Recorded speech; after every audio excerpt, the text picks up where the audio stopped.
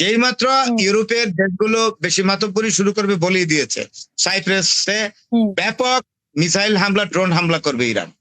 যদি সাইপ্রাস থেকে আর কোনো একটা আক্রমণ ইরানের উপরে করে, আরেকটা ছোট্ট রাষ্ট্র আছে কি যেন ভুলে গেলাম, সাইপ্রাস, হ্যাঁ বুলগেরিয়া, এই দুটোর মধ্যে আমেরিকান, সাইপ্রাস আছে ব্রিটিশ বেস, বুলগেরিয়া আছে আমেরিকান।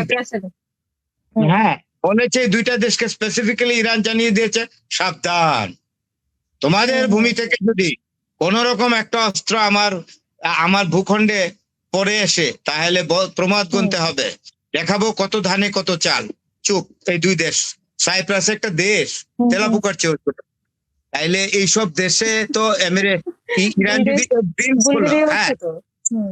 বুলগেরিয়া ছোট্ট দেশ ইউরোপের, এই দুইটার উপরে যখন ইরান সমানে র্যান্ডম এন্ড ফ্রিকুয়েন্টলি যখন মিসাইল স্ট্রাইকিং করা শুরু করবে, ড্রোন স্ট্রাইকিং করবে, এমনি শেষ। আর ব্রিটেনকে একটা চরম শিক্ষা দিবে।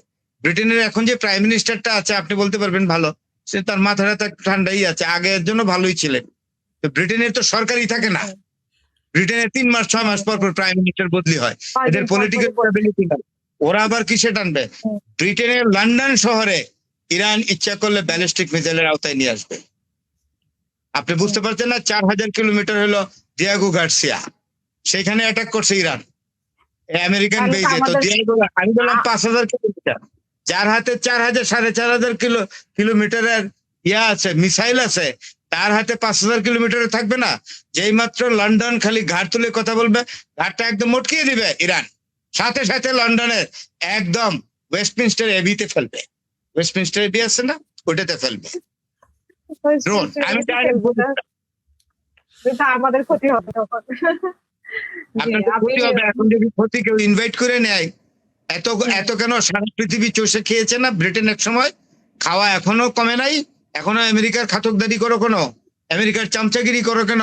You have to stand by yourself, making very straight comment against the policy of Donald Trump. Why are you not doing this? Why are you not doing this? করো না কেন? ফ্রান্সের প্রেসিডেন্ট ব্যালেন্সড, ইমানুয়েল ম্যাক্রন, যদিও তার Donald Trump তার একটা গোপনীয় পারিবারিক সমস্যার কথা বলে দিছে, এত খারাপ লোক, তার ওয়াইফ তারে কি করছে না না করছে এটা বলে দিছে পাবলিকলি। ট্রাম্প এত বিপজ্জনক লোক, তার ওয়াইফ হয়তো ধাক্কা দিছে, খুনটুসি করেই ধাক্কা দিছে বা এরকম করছে, এটা কয়ের ওয়াইফ নাকি মারে।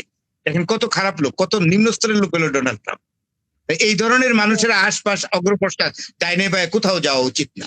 ধন্যবাদ।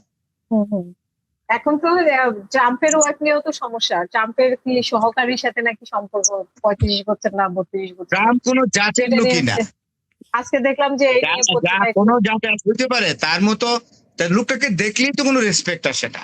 যেমন আমি বলি যে ওবামা একজন ব্ল্যাক, ওবামারে দেখলে আপনার ভালো লাগে। তারপরে আপনার এই যে জিমি কার্টার, এটা ভেরি হ্যান্ডসাম প্রেসিডেন্ট। এরপরে রোনাল্ড রিগান, আমার সবচেয়ে প্রিয় ব্যক্তি উনি, বক্তৃতার জন্য অসাধারণ বক্তৃতা, তার অসামান্য ব্যক্তিত্ব এবং মানুষকে এত ইমপ্রেস করতেন। আমি ওনার ভিডিও ফুটেজ গুলো এখনো দেখি, ওনার এত ভক্ত আমি। উনি যে আগে যে কোনো দেশের প্রেসিডেন্ট বা প্রধানমন্ত্রী, এটা দেশটা ক্ষুদ্র হোক কোনো ব্যাপার না, হোয়াইট হাউসে গেলে উনি যে ফ্রেন্ডলি জেস্টারটা করতেন, কত আপন।